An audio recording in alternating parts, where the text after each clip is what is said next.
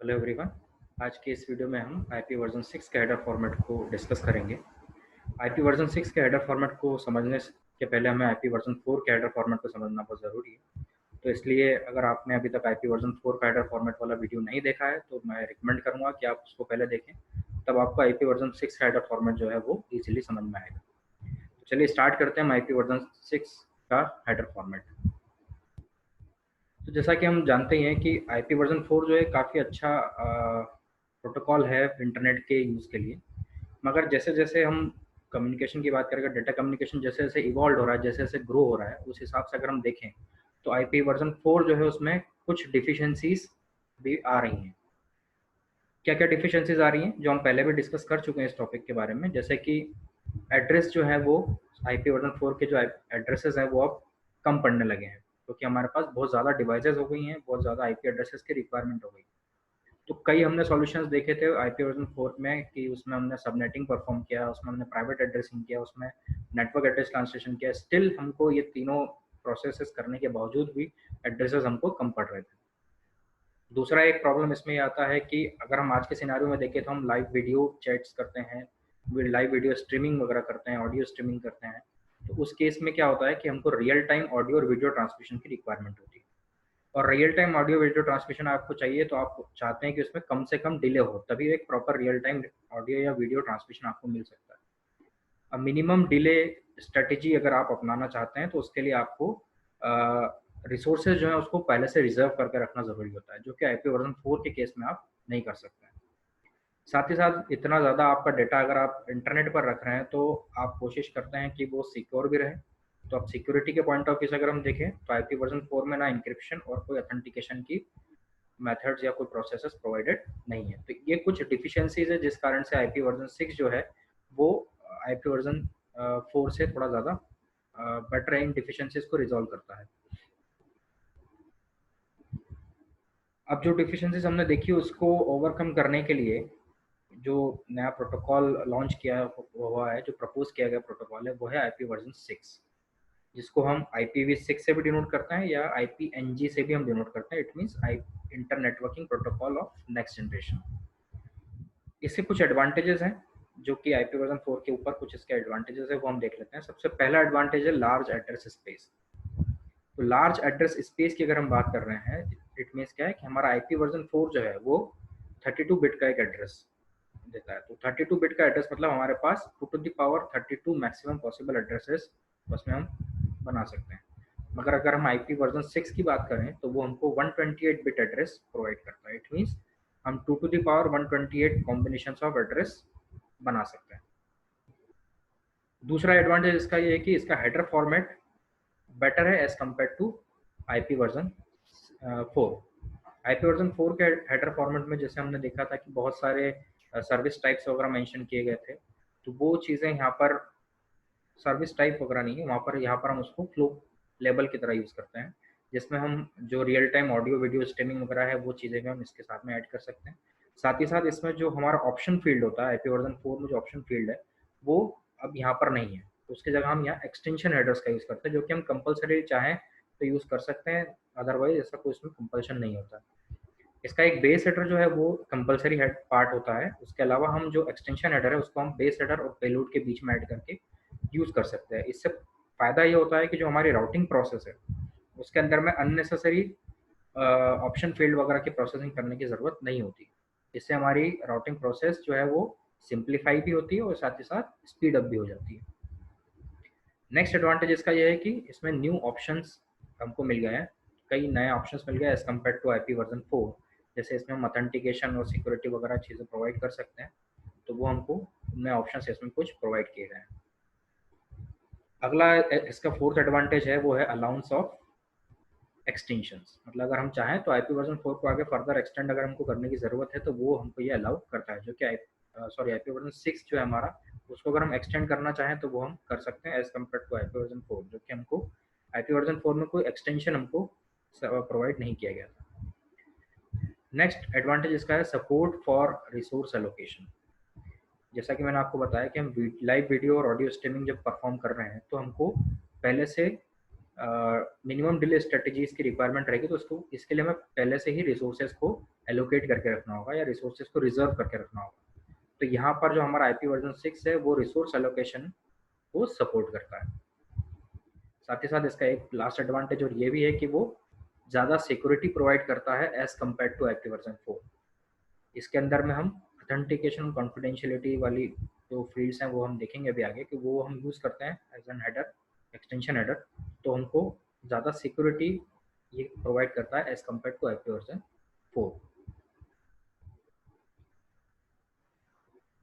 अगर हम देखें हेडर और पेलोड, जैसे हम IP वर्जन 4 में देखते हैं कि हमारा जो हेडर था वो मिनिमम 20 बाइट का, मैक्सिमम 60 बाइट का हेडर होता था और 65,535 टोटल हमारा लेंथ होता था ऑफ अ पैकेट।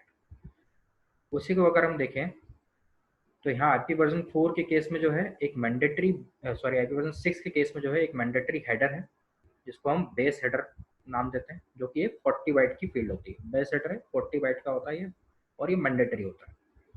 इसके अलावा जो पेलोड वाला हिस्सा है हमारा, अदर देन बेस हेडर, जो हमारा पैकेट का हिस्सा है पेलोड वाला, उसको हम दो पार्ट्स में डिवाइड करते हैं।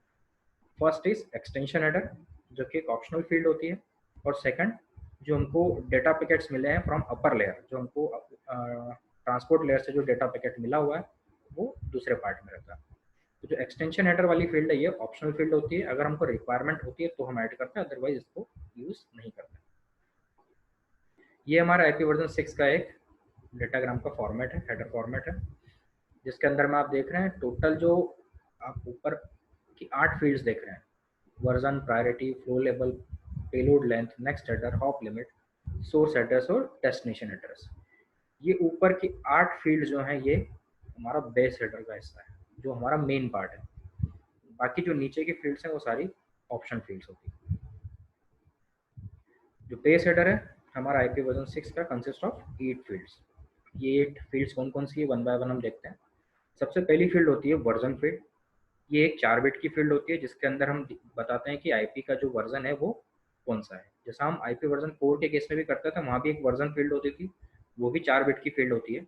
उसमें भी हम बताते हैं कि अब हमारा IP जो है उसका वर्जन क्या है। वहाँ पर हम यूज़ करते थे 0101 इस फील्ड की वैल्यू, जो कि सॉरी 0100, जो कि रिप्रेजेंट करती थी 4 को, IP वर्जन 4 को, और यहाँ पर हम वैल्यू 6 के लिए यूज़ करेंगे,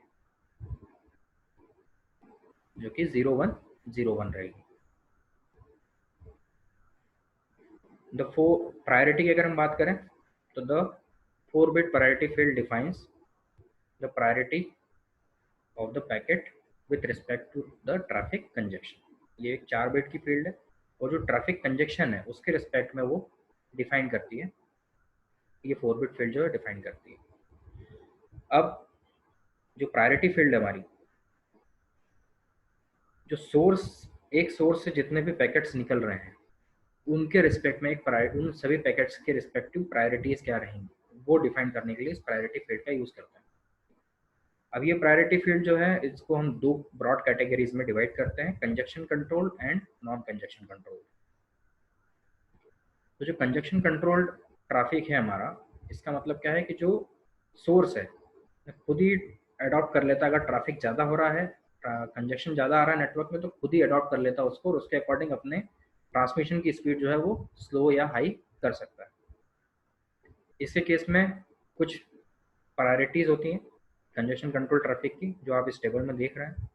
हर प्रायोरिटी की फील्ड की एक वैल्यू है, उसके अकॉर्डिंग जितनी जिसकी स्मॉल वैल्यू उतनी उसकी प्रायोरिटी रहती है। तो जीरो के केस में नो स्पेसिफिक ट्रैफिक, अगर जीरो है इट मीन्स कोई स्पेसिफिक ट्रैफिक नहीं है।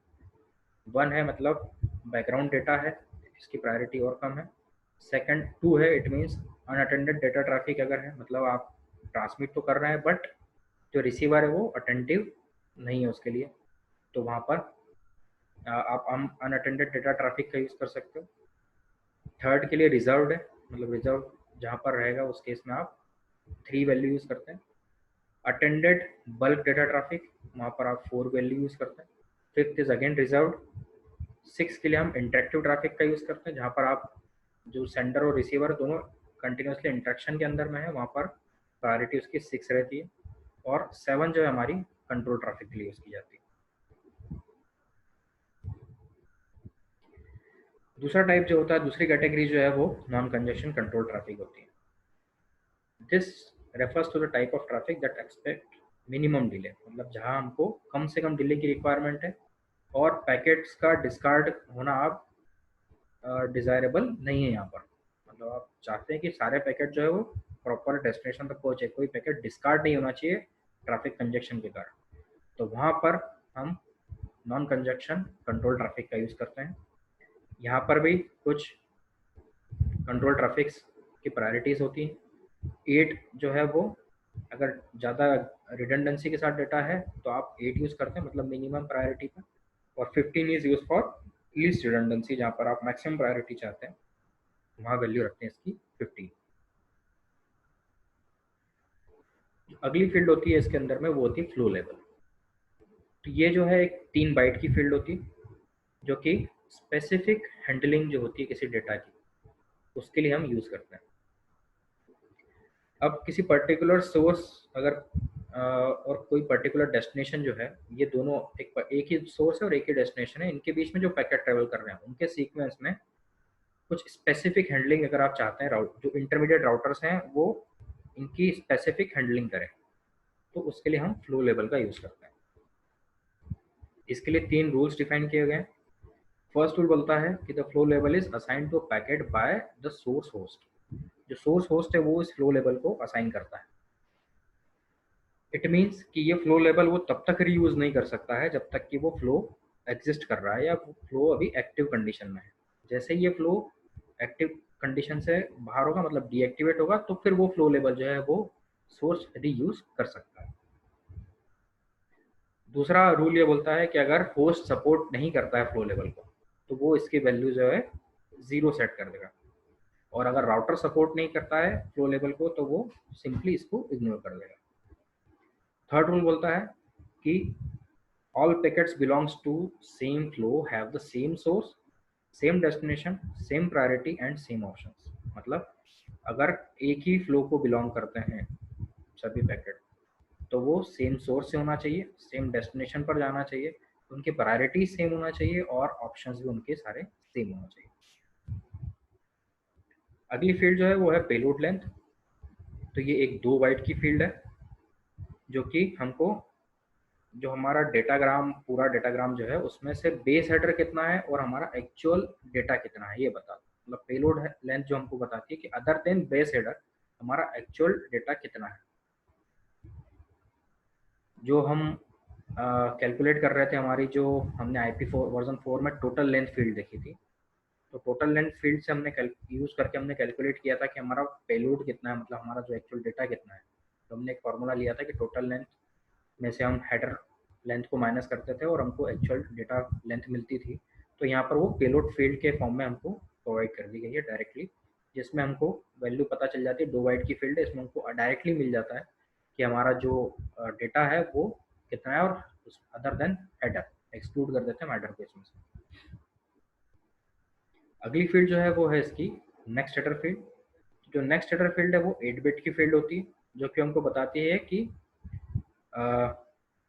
बेस हेडर के बाद में और कितने हमारे पास में हेडर्स आना है।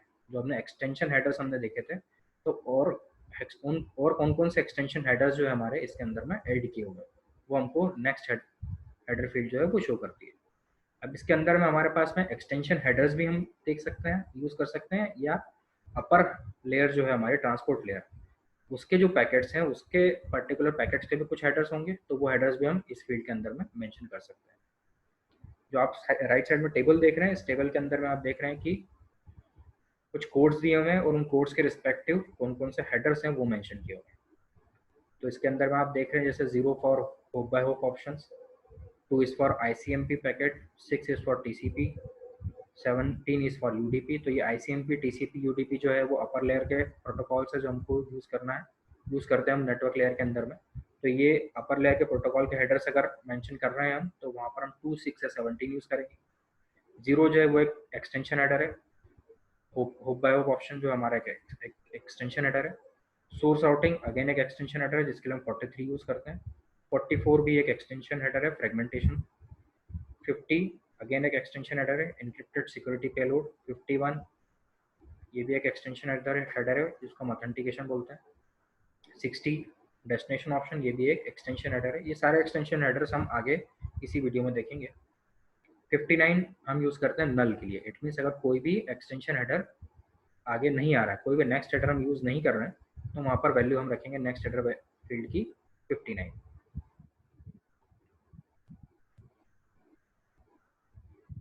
अगला जो फील्ड आता है वो है हॉप लिमिट। तो जो हमारा IP वर्जन 4 है उसमें हमने जो TTL फील्ड देखी थी, टाइम टू लीव फील्ड, जो कि हमको हेल्प करती थी कि वो पैकेट जो है नेटवर्क के अंदर में कितनी देर सर्वाइव करेगा डेस्टिनेशन तक पहुंचने से पहले। ठीक है, तो TTL फील्ड की जैसी यहाँ पर होती हॉप लिमिट फील्ड। ये भी एक 8 बिट की फील्ड है, मतलब 2 to the power 8, it means 256 possible hops जो है वो ये ट्रैवल कर सकता है।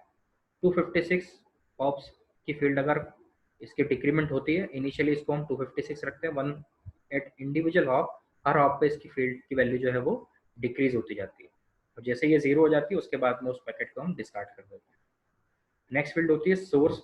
नेक्स्ट की जो दो फील्ड्स हैं वो सोर्स एड्रेस और डेस्टिनेशन एड्रेस। सेम ये भी हमारे जो IP वर्जन 4 के सोर्स एड्रेस और डेस्टिनेशन एड्रेस की जैसी होती है, बस डिफरेंस इसमें इतना होता है कि वहाँ पर हम 32 बिट एड्रेस यूज़ करते थे, यहाँ पर हम 128 बिट का एड्रेस यूज़ करेंगे। सोर्स एड्रेस जो है वो ओरिजिनल सोर्स जो है उस पर्टिकुलर डेटाग्राम का, उसके लिए यूज़ किया जाता है। डेस्टिनेशन एड्रेस जो है वो यूजुअली डिफाइन करता है जो फाइनल डेस्टिनेशन होता है किसी पैकेट का, उसको। लेकिन अगर हम सोर्स राउटिंग यूज़ कर रहे हैं, सोर्स राउटिंग मेथड का यूज़ कर रहे हैं, तो वहाँ पर हम नेक्स्ट राउटर को डिनोट करते हैं डेस्टिनेशन एड्रेस के पार्ट में। अब अगर हम कंपेयर करते हैं हमारा IP वर्जन 4 को विथ IP वर्जन 6, तो हम देखते हैं कि IP वर्जन 6 में क्या क्या हमको चेंजेस दिखेंगे। तो जो हेडर लेंथ फील्ड है हमारे IP वर्जन 6 के अंदर में, वो एलिमिनेट कर दी गई है। जो IP वर्जन 4 में हमारी हेडर लेंथ फील्ड होती थी वो यहाँ पर अब नहीं यूज़ की जाती।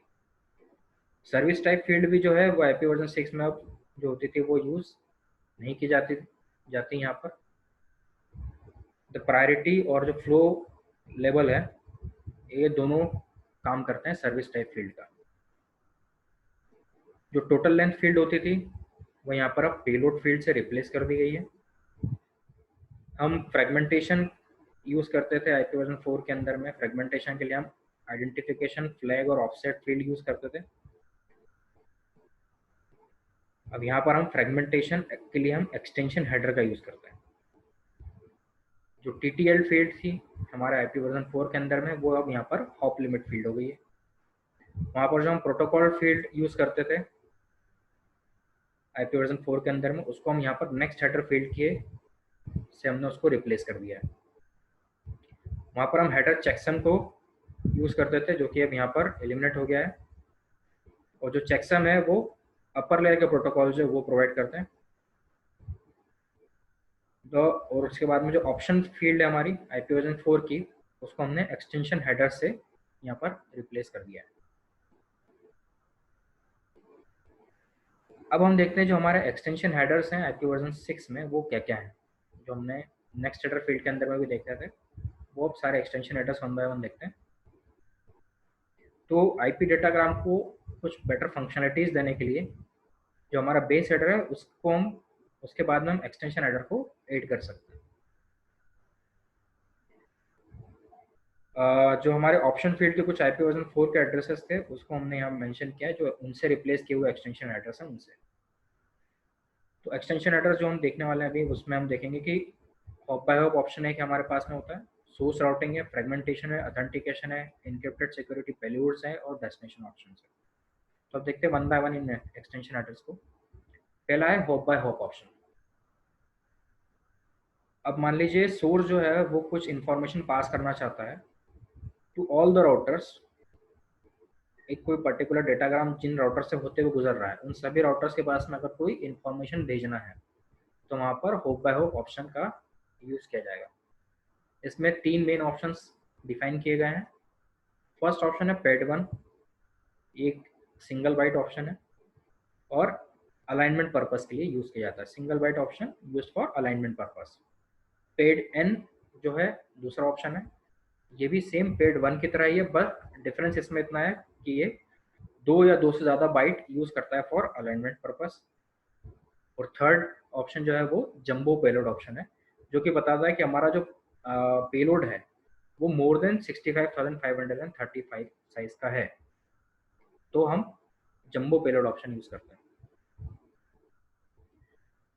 अगली टाइप ऑफ एक्सटेंशन हेडर होती है सोर्स राउटिंग। तो सोर्स राउटिंग एक्सटेंशन हेडर जो है वो जो हमारी स्ट्रिक्ट राउटिंग हमने देखी थी ऑप्शन और लूज सोर्स राउटिंग ऑप्शन जो हमने देखा था आईपी वर्जन 4 में, उनका एक कॉम्बिनेशन है, जिसमें हमने देखा था कि स्ट्रिक्ट सोर्स राउटिंग में हम क्या करते हैं, पहले से एक रूट हमने डिफाइन कर दिया है, सभी पैकेट्स को उस रूट को ही फॉलो करना होता था। लूज सोर्स राउटिंग के केस में हमने देखा था कि हमारे रूट हमने डिफाइन कर रखा है कि सोर्स से लेकर डेस्टिनेशन तक ये रूट फॉलो किया जा सकता है, बट पैकेट्स को हमने कंपल्शन नहीं किया था कि उनको उसी रूट को फॉलो करना है। तो इन दोनों का कंबाइंड ऑप्शन है जो हमारा सोर्स राउटिंग ऑप्शन। फ्रेगमेंटेशन, जो हमारा कॉन्सेप्ट है हमारा फ्रेगमेंटेशन का, हमारा आईपी वर्जन 4 में था, सेम वही कॉन्सेप्ट फ्रेगमेंटेशन का यहाँ पर भी है। बस इसमें डिफरेंस इतना है कि जो हमारे इंटरमीडिएट राउटर्स हैं आईपी वर्जन 4 में, इंटरमीडिएट राउटर्स जो है वो फ्रेगमेंटेशन परफॉर्म कर सकते थे हमारा नेटवर्क के एमटीयू को देखते हुए, but in case of IP version 6 केवल सोर्स जो है वो ही फ्रेगमेंटेशन परफॉर्म कर सकता है। Next option is authentication. तो जो ऑथेंटिकेशन एक्सटेंशन हेडर है इसके दो पर्पस है। पहला पर्पस तो ये है कि जो सेंडर है उसको वैलिडेट करना, मतलब रिसीवर के पास जब पैकेट आएगा तो वो एश्योर करेगा कि ये पैकेट जिस जो रिसीव हुआ है वो इंटेंडेड जो हमारा सेंडर था उसी से मिला है। और दूसरा डेटा की इंटीग्रिटी को भी मेंटेन करके रखना, मतलब डेटा जैसा सेंड किया गया एज इट इज वैसा ही डाटा रिसीव हुआ है। अगला एक्सटेंशन हेडर जो हमारा वो है encrypted security payload. Encrypted security payload या ईएसपी, ये एक ऐसा एक्सटेंशन हेडर है जो कि कॉन्फिडेंशियलिटी प्रोवाइड करता है हमारे डेटा को, मतलब उसको कॉन्फिडेंशियल रखेगा और किसी भी तरह की ईव्स ड्रॉपिंग होती है अगर नेटवर्क के अंदर में तो उसको गार्ड करेगा उससे। हमारा जो आखिरी एक्सटेंशन हेडर है वो है डेस्टिनेशन ऑप्शन। तो जो डेस्टिनेशन ऑप्शन है यूज हम करते हैं यूज जब हमको जो हमारी इन्फॉर्मेशन है केवल डेस्टिनेशन तक ही पास करना है, मतलब इंटरमीडिएट राउटर जो है वो हमारी इन्फॉर्मेशन को ना देख सके, सिर्फ और सिर्फ हमारा जो डेस्टिनेशन है या हमारा जो इंटरनेट रिसीवर नोड है वो ही उस इन्फॉर्मेशन को देख सके, तो वहां पर हम डेस्टिनेशन ऑप्शंस का यूज करते हैं। नाउ अगर हम कंपेयर करें आईपी वर्जन 4 के ऑप्शंस को विद आईपी वर्जन 6 के एक्सटेंशन हेडर से, तो जो हमारा नो ऑपरेशन और end of option in IP version 4 are replaced by PAD 1 and PAD N options in IP version 6। जो हमारे सिंगल बाइट ऑप्शंस हमने देखे थे 1 बाइट ऑप्शंस, वो यहाँ पर हम PAD 1 और PAD N ऑप्शंस से रिप्लेस कर रहे हैं। जो रिकॉर्ड रूट ऑप्शन था वो यहाँ पर इम्प्लीमेंट नहीं किया गया क्योंकि IP वर्जन 6 उसका यूज नहीं करता है। जो हमारा टाइम स्टैम्प ऑप्शन था वो भी हम यहाँ पर इम्प्लीमेंट नहीं करते हैं। जो सोर्स रूट ऑप्शन है हमारा उसको हम सोर्स रूट एक्सटेंशन हेडर बोलते हैं in case of IP version 6। जो फ्रेगमेंटेशन फील्ड्स थी हमारी बेस हेडर सेक्शन की इन आईपी वर्जन 4, उसको हमने फ्रेगमेंटेशन एक्सटेंशन हेडर्स के फॉर्म में कन्वर्ट कर दिया इन आईपी वर्जन 6। जो ऑथेंटिकेशन एक्सटेंशन हेडर है वो एक नया है जो कि हमारा आईपी वर्जन 4 के अंदर में नहीं था। और जो encrypted security payload extension header भी एक नया हिस्सा है जो कि हमारा आईपी वर्जन 4 के अंदर में नहीं था। अब हम देखेंगे कि जो हमारा ट्रांजिशन है आईपी वर्जन 4 से आईपी वर्जन 6 में वो किस तरीके से होता है, क्योंकि हमारा अभी भी सिनेरियो अगर हम देखें तो बहुत बड़ा हिस्सा इंटरनेट का जो है वो आईपी वर्जन 4 से आईपी वर्जन 6 में हम एकदम से हम ट्रांजिट नहीं कर सकते। तो जो ट्रांजिशन है वो स्मूथ ट्रांजिशन होना चाहिए, क्योंकि बहुत ज़्यादा अगर हम अचानक से आईपी वर्जन 6 इंप्लीमेंट कर देंगे तो बहुत सारे हमारे डिवाइसेस हैं, बहुत सारे सिस्टम्स हमारे ऐसे हैं जो कि आईपी वर्जन 6 को अभी भी सपोर्ट नहीं करते हैं। तो हमको अचानक से एकदम से हम आईपी वर्जन 6 पे ट्रांजेक्शन नहीं कर सकते, तो हमको उसके लिए कुछ स्ट्रेटेजीज डिफाइन करना होती है जो कि आईटीएफ ने डिफाइन कर रखी है ट्रांजेक्शन के लिए। ये तीन ट्रांजेक्शन स्ट्रेटेजीज हैं, ड्यूल स्टैक, टनलिंग और हेडर ट्रांसलेशन। तो पहले हम देखेंगे ड्यूल स्टैक स्ट्रेटेजी क्या होती है। इसके अंदर में क्या होता है, रिकमेंड किया जाता है कि दो अलग अलग स्टैक्स हम बनाए प्रोटोकॉल के, एक आईपी वर्जन 4 के लिए और एक आईपी वर्जन 6 के लिए। स्टेशन जो हमारा एक स्टेशन आईपी वर्जन 4 भी रन करेगा और आईपी वर्जन 6 भी एक साथ रन करता है। तो जैसे ही हमारे पास कोई आईपी वर्जन 4 नेटवर्क से होते हुए पैकेट आएगा तो हम आईपी वर्जन 4 प्रोटोकॉल के पास फॉरवर्ड कर देते हैं, और अगर आईपी वर्जन 6 रिलेटेड सिस्टम से अगर हमको आता है तो हम आईपी वर्जन 6 के पास उसको फॉरवर्ड कर देते हैं। दूसरी स्ट्रेटेजी है हमारी टनलिंग। जब दो कंप्यूटर आईपी वर्जन 6 यूज कर रहे हैं और इंटरमीडिएट नेटवर्क जो हमारा है जिसके थ्रू होते हुए ये पैकेट्स ट्रेवल करेंगे, अगर वो आईपी वर्जन 4 का यूज कर रहा है तो वहां पर हम टनलिंग स्ट्रेटेजी का यूज करते हैं। इसके केस में क्या होता है कि हमारा आईपी वर्जन 6 का जो हमारा पैकेट है उसको हम इनकैप्सुलेट कर देते हैं एक आईपी वर्जन 4 के पैकेट, और उस नेटवर्क जो हमारा आईपी वर्जन 4 का नेटवर्क है उससे पास कर देते हैं। और जैसे ही अगेन वो हमारे आईपी वर्जन 6 वाले नोड तक पहुंचता है तो फिर हम उसको अगेन डीकैप्सुलेट कर देते हैं और आईपी वर्जन 6 का पैकेट रिसीवर तक फॉरवर्ड कर देते हैं। जो तीसरी स्ट्रेटेजी है वो है हेडर ट्रांसलेशन स्ट्रेटेजी।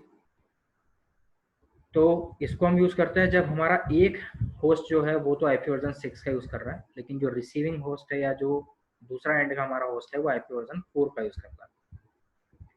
तो हम इसके केस में क्या करते हैं, जो हमारा आईपी वर्जन 6 का पैकेट है उसको हम पैकेट का जो हेडर है उसको हम कन्वर्ट करते हैं आईपी वर्जन 4 के हेडर के अंदर। अब हेडर ट्रांसलेशन करना है तो आपको कुछ चीज़ों का ध्यान रखना होता है। तो जो आईपी वर्जन 6 का एड्रेस है वो हम जानते हैं कि 128 बिट का होता है, और आईपी वर्जन 4 का एड्रेस हम जानते हैं कि 32 बिट का होता है। तो उसको हमको मैप करना होता है 128 बिट के एड्रेस को 32 बिट के एड्रेस के अंदर में। तो पहली चीज़ तो हमको वो ध्यान में रखना है।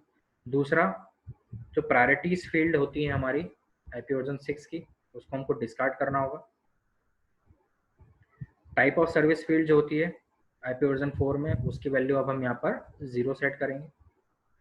जो चेकसम होता है आईपी वर्जन 4 उसको हम कैलकुलेट करेंगे और करस्पॉन्डिंग फील्ड के अंदर में इसको इंसर्ट करेंगे। आईपी वर्जन 6 का जो फ्लो लेबल है उसको भी यहाँ पर हमको इग्नोर करना होगा, क्योंकि फ्लो लेबल जैसी कोई फील्ड हमारे पास आईपी वर्जन 4 में नहीं है। कंपेटेबल एक्सटेंशन हेडर्स जो हैं, जो कि हमारे आईपी वर्जन 6 में जो एक्सटेंशन हेडर्स हैं उनके कंपेटेबल जो एक्सटेंशन हेडर हमने देखे थे, कंपेयर जब किया था हमने आईपी वर्जन 4 हेडर को आईपी वर्जन 6 से, तो हमने देखा था कुछ चीज़ें कंपेटेबल हैं तो उनको हम कन्वर्ट करेंगे, इंसर्ट करेंगे आईपी वर्जन 4 के हेडर में, और जो नहीं है उनको हम ड्रॉप कर देंगे। Length of IP version 4 header जो है हमारी उसको हम कैलकुलेट करेंगे और करस्पॉन्डिंग फील्ड के अंदर में इंसर्ट करेंगे। जो टोटल लेंथ फील्ड है हमारी उसको भी हम कैलकुलेट करेंगे और आईपी वर्जन 4 के हेडर में फीड करेंगे। तो ये कुछ चीज़ें हैं जो हमको ध्यान में रखना होती है while doing header translation strategy, कि जब हम आईपी वर्जन 4 के पैकेट का हेडर जो है उसको जब हम ट्रांसलेट कर रहे हैं आईपी वर्जन 6 के आईपी वर्जन 6 का जो हेडर है जब उसको ट्रांसलेट कर रहे हैं हम आईपी वर्जन 4 के हेडर में, तो वहाँ पर हम इन चीज़ों का ध्यान रखते हैं। तो ये था हमारा आईपी वर्जन 6 का हेडर फॉर्मेट और ट्रांसलेशन स्ट्रेटेजी जो हमने देखी। आई होप कि आप लोगों को क्लियर हुआ होगा इस वीडियो से। इसके बावजूद भी अगर हम आपको कुछ क्वेश्चन हैं, आपकी कुछ क्वेरीज हैं, तो वो आप कमेंट सेक्शन में डाल के पूछ सकते हैं, या जब हम लाइव स्ट्रीमिंग करेंगे, लाइव मीटिंग करेंगे उस समय आप हमसे पूछ सकते हैं। ठीक है, थैंक यू वेरी मच।